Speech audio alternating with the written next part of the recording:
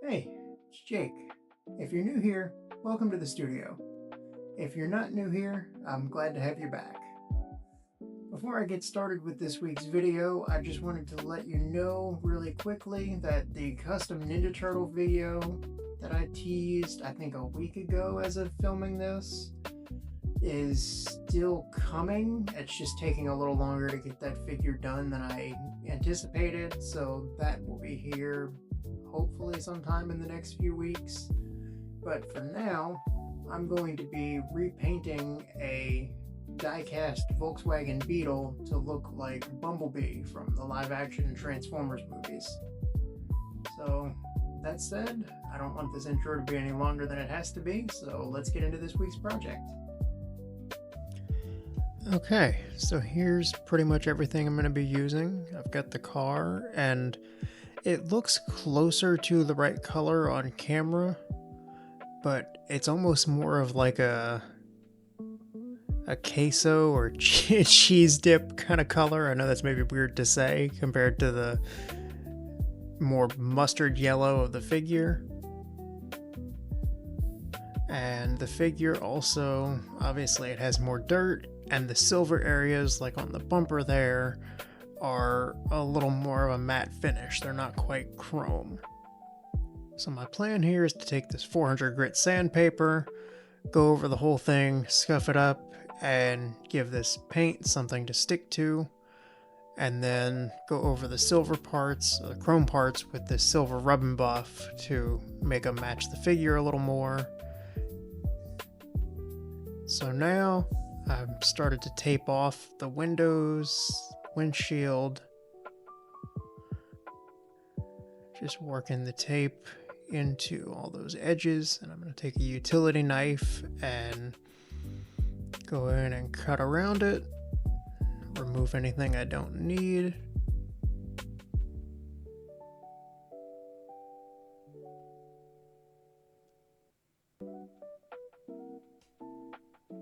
And now I've got all the windows taped off as well as the tires.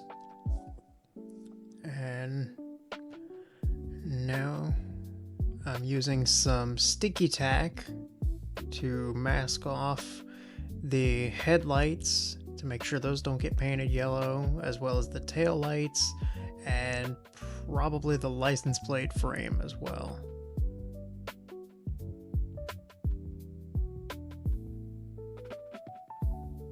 Okay, so I've got all those covered up, that way they won't get any paint on them. I don't want to have to go back and repaint any of those. I don't have any transparent colors to use to do the red on the tail lights or anything like that. So now it's time to sand it, so I'm just going to go lightly over everything. So it's not perfect, it's not 100% dull. You can tell there's still some shiny spots. For the most part, it's scuffed up a little bit, so the paint will have something to stick to. And I still have to go over all the chrome parts as well. Those are going to get painted over. But now we're ready for paint.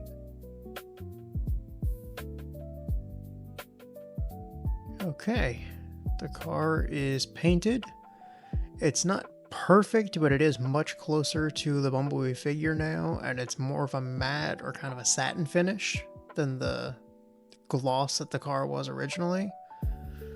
So now I'm just going to take off all the sticky tack, get all the lights uncovered and the license plate.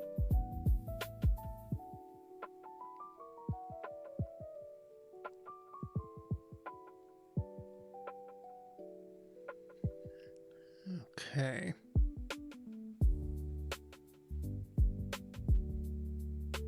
So now I need to start replicating some of the dirt and rust that's on the Bumblebee figure.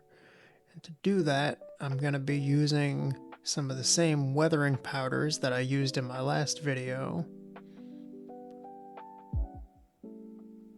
And so I'm starting with that yellow powder on the left-hand side of that palette. It showed up a lot better in person than it does on camera here. but it just kind of dulls down the finish of the paint a little further, and it makes parts of the car look a little bit dusty and sort of fades the paint, makes it lighter in some areas. Now I'm just dusting the brown color over it to add a little bit of dirt over the whole thing, and then I'll start going in around the fenders, any edges and little creases, just building up dust and dirt a little bit at a time. It's going to be a whole process of building up lots of subtle layers until I get the look that I want.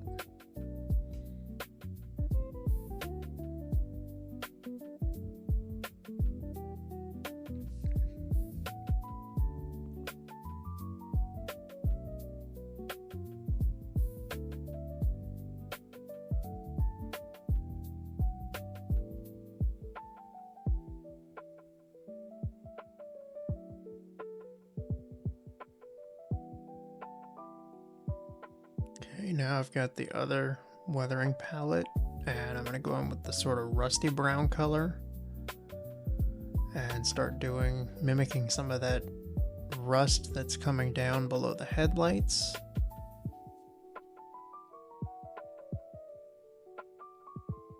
So just getting in there, putting it on there kind of heavy in that area.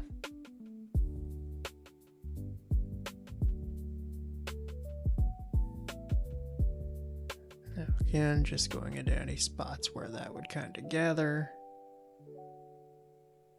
Any of those edges.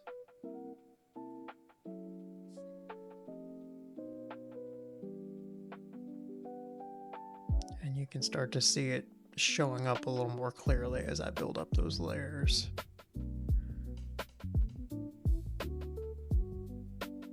Now going around the taillights as well.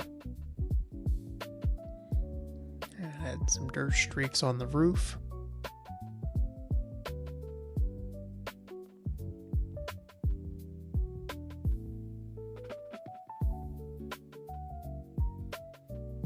It's really starting to look like a dirty old junkyard car. So now I'm taking a fine point Q-tip and some dark brown oil paint, and I'm going to start adding some sort of dirt and rust and kind of building stuff up along some of those edges where it might collect. Again, it comes out way more subtle than how dark the color is, but I'm just going to go over all these areas several times until I get the look that I want. It's way easier to add paint than it is to take it away, so I don't really want to overdo it here. I'm just going along the edges on that door panel, just adding a little bit at a time.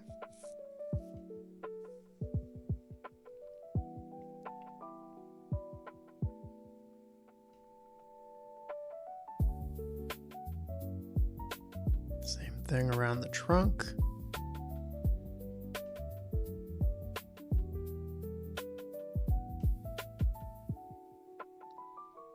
Okay, so now I've pretty much done all the oil painting I needed to do. I went in and did some rust strips under the handles, went into all those edges. Now I'm taking my silver rub and buff, and I'm going to go back with another one of those Q-tips, and I'm just touching up all of the spots that were chrome before to make them look like they have more of a dull metallic finish, like the car's been sitting out for a while. Just going over the parts on the hood. I did the door handles there, the little turn signals, and I went around all the windows before I took the tape off, touched up that trim.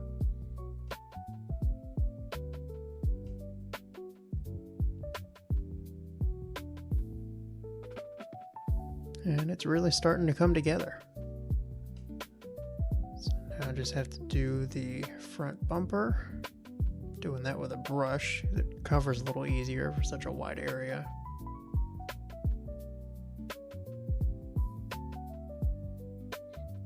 Eventually, I do need to actually replace that bumper. I realized as I was planning out this project that the Volkswagen I bought is, I guess, technically the wrong model. It doesn't have the same bumper as the Bumblebee figure. If you look at the chest, that bumper actually has a second rail that comes up across the top, so I'll probably have to 3D print a new bumper, cut that one off and replace it, but it'll do for now.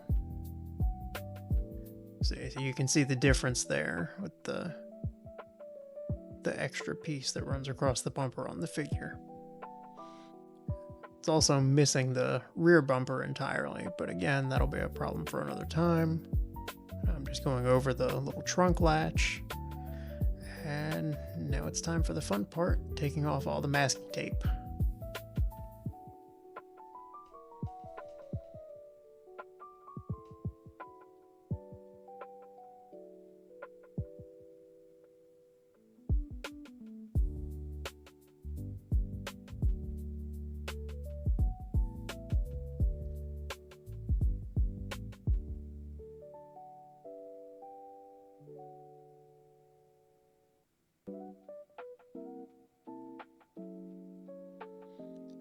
Now, the last thing I realized I still had to do was paint the little steps under the door. I needed to add the black paint back there because that got painted over with the yellow.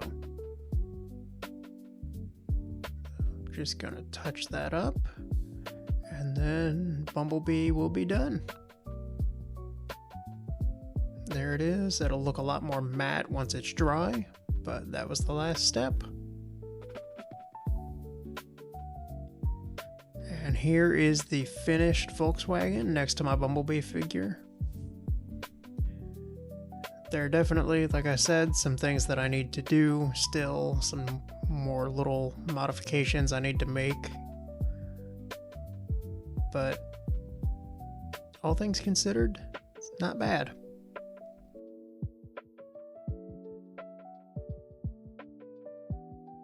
Overall, I think it came out pretty good. It does look a little bit dirtier in person than it's showing up on camera. I'll have to see whenever I start doing photography with it if maybe I can adjust any settings to make that pop a little bit more, or if I might have to touch up some places and maybe make the weathering and the dirt a little more exaggerated maybe. So on its own, I think it looks really great, and it looks pretty much how Bumblebee looked as a car in that movie. I don't think it's entirely a perfect match to the Bumblebee figure that I have there. The shade of yellow is just like a little bit off. But here's the thing. I'm sorry, I couldn't help myself. So looking at these three figures, the reason I have all these guys lined up here, Mirage, Bumblebee, and Optimus, is with all their vehicle modes, and this is even kind of the case in the movies as well, they don't exactly look the same between robot and vehicle mode. The finish is different. Usually as robots, they have a little more weathering and battle damage. There's paint chips, there's dirt, there's oil streaks, but then when they turn into a car, they're perfectly clean. I know that's obviously not the case with Bumblebee, but like Mirage, for example, this is a very vibrant blue on these stripes, and the silver is really bright, metallic, almost kind of pearlescent. But the Mirage figure has more of a dull blue, and the silver is almost the same effect as the rub and buff that I added on the bumper and the other chrome parts. It's not as bright, it's not glossy. And then with the Optimus Prime, for example, this is a super bright red truck. Again, the blue is really bright, it's all perfectly clean. And then Optimus as a figure has more of a navy blue on the legs, and it's a deeper red on the body. And again, he's got paint chips and dirt streaks. So I know it's not a perfect translation with Bumblebee. It's not necessarily that the car is cleaner than the robot, but I think all the cars look good together. He looks about like he should if you compare him to these two. The car looks run down compared to these that look newer. The robots all look good together. He's got roughly the same amount of dirt. And it's not like I'm going to be doing photography with the car and the robot in the same shot. So, is it perfect? No. But it still turned out pretty nice. Well, that's a wrap on Bumblebee. I'm really happy with how this car turned out. I'm looking forward to using it in some more Transformers photo shoots in the near future. If you enjoyed seeing how this project came together, please leave a like and a comment. And if you want to see more from me, you can hit the subscribe button and the notification bell to let you know anytime I post a new video. But other than that, thank you again so much for being here and for watching all the way to the end. I really do appreciate it, and I will see you next time.